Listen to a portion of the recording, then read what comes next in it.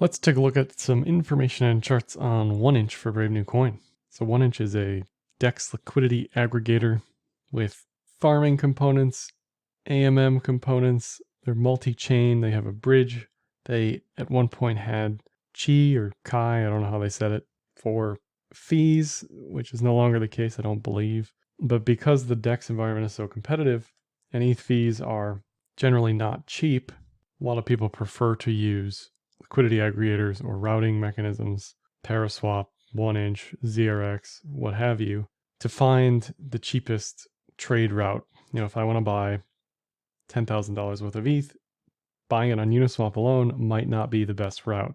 And they're giving you an example here. If you want to buy 100 ETH on market right this moment, this is the cost on 1inch versus UniSwap, or oftentimes you can compare it to other exchanges as well, but specifically this is against Uniswap. They also have limit orders, which is a growing trend amongst most DEXs now and is a good thing. The more stuff we can port over from centralized exchanges to decentralized exchanges, the better. The more people will end up using decentralized exchanges.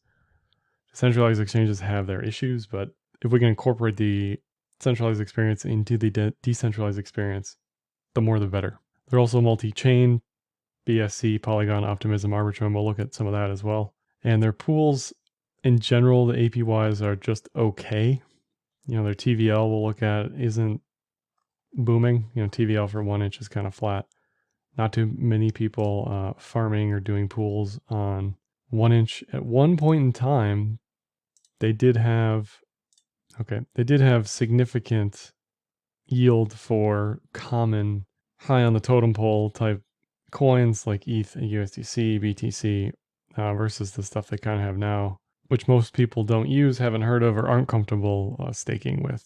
If you look at the DEX volume stats across the board, Uniswap continues to eat the world, followed by Sushi, and then here's 1inch here, number 3. So 1inch is definitely above ZRX as far as volume is concerned, and on a weekly basis, in 1inch limit orders in the gray, LP is not showing up there in the green, and 1inch itself for some reason isn't on the daily chart, but it should be on the monthly chart, I hope. It's not even on here either. Sometimes it is, sometimes it isn't. I don't know why it's like that on Dune, but 1inch is a significant portion of volume, even though it's not shown here, especially on the daily. Whenever I look at this on the daily, 1inch is almost always number 3 or 4, so it's not going away anytime soon. If you look at the TVL on ETH, it is down and flat. This just shows there's just no incentive to do anything on 1inch anymore in regards to farming.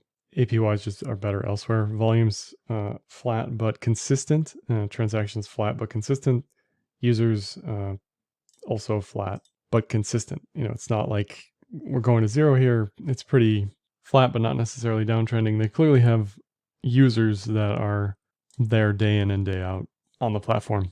On Polygon, trading volumes flat, transactions falling slightly, users flat, but they do have stats here, right? This isn't like zero across the board on this other stuff.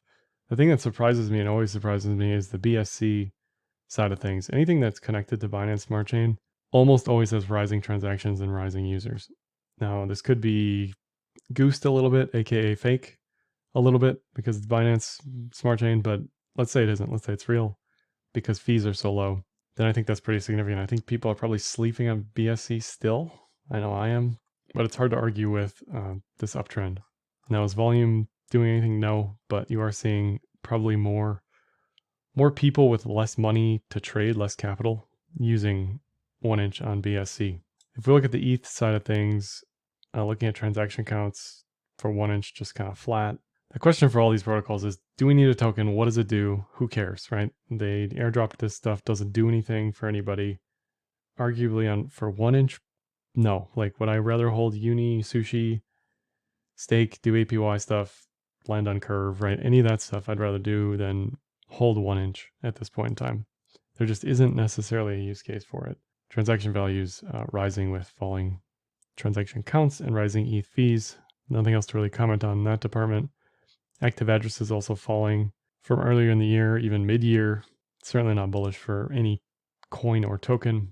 NVT rising, also not bullish for any coin or token. And MVRV, a direct measure of market cap versus on-chain activity, doesn't really have a signal here. as with most DeFi stuff. It's just too early, not enough data, and doesn't really make sense, doesn't line up with what you'd expect with MVRV, which is spikes in MVRV relative to spikes in price. And here we just see continuously downtrending MVRV, irrespective of price. Looking at Google Trends for 1 inch, there is like a baseline for whatever reason, search history for the term 1 inch. Maybe it's something in Ethiopia, not really sure. But this year's Google Trends very likely is 1 inch the exchange, not necessarily anything else. So that's down from the highs, but it's also not back to baseline. So there is some activity here. This could be the BSC side of things that's holding this up. But in general, I don't hear too much about 1 inch. They're really good at what they do. The protocol is excellent, right? Like ZRX, I love it. I love the idea. I love everything about it. But the token has some issues in that what is the use case here? Why do people care? Why should we buy and hold? What is there to do with it? And I can't clearly answer any of those questions. And that's a big problem for any token. Flipping gears to technicals, this is the 5200 daily EMA in the red and the green here. VPVR in the side. Monthly pivots with the R1, R2, R3. Support resist levels. Volume, RSI. This is on Binance. And they released the token around Christmas last year. So it hasn't even had a year's worth of trading history. So not a lot to really look at in backtesting land, but there are definitely levels where you see volume and you see gaps in volume. So if you are bullish 1 inch, you don't want to see it lose 250, because if it loses 250, the next volume node down realistically is $1.25. You also want to see this get back above the 200, get back above previous support turned resistance if you're bullish. If you're bearish, you want to see all this stuff continue to melt. This could morph into, starting in mid-August, an inverted head and shoulders.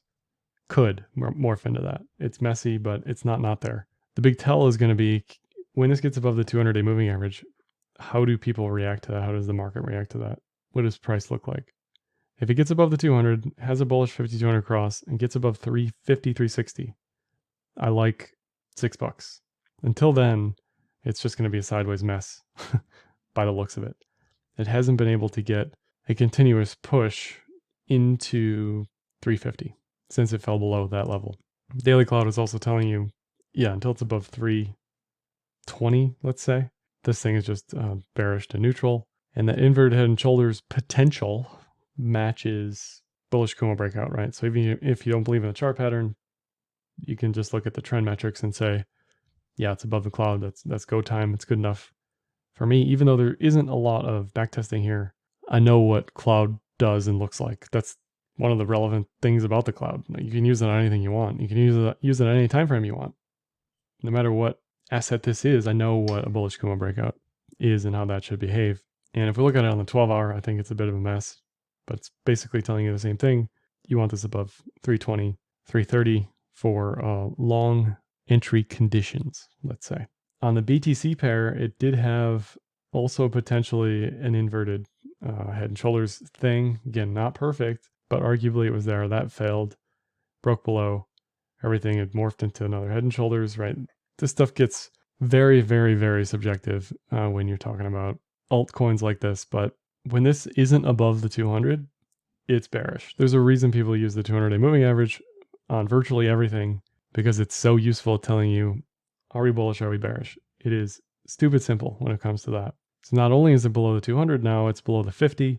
It's below all of the volume, congestion range, support, however you want to think about that. So this does not look bullish at all. It's at a multi-month low, and there's a few volume pivot supports rather below this level, but ultimately probably drifts into the 3K sats range. No bull div yet either. So in order to put in a low, this thing probably needs a high volume bull div, some capitulation, fear, wick, something, right? Because right now it just looks like nobody cares, right?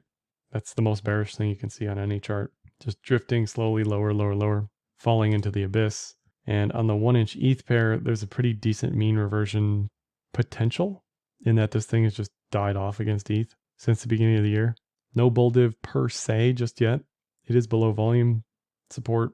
So I definitely like lower lows for this as well. And you'd be looking for some sort of bull div something, right? There was a bull div here that did pop up, but was unable to get above the 50-day EMA. And if we look on the cloud, it's pretty obvious what needs to happen. Since birth, it hasn't been above the cloud. So until it gets above the cloud, the expectation is continuous lower lows. So just to wrap up, love 1inch, love the protocol, does what it says it does. Very great, very big, very huge. But the token itself, to me, is of little use at the moment other than just speculation. Last, I'll just mention the ETH-BTC fund and DeFi portfolio. I trade for TechMe Capital, an Enzyme.finance and non-custodial portfolio management tool where you can send ETH or USDC or just watch what I'm doing.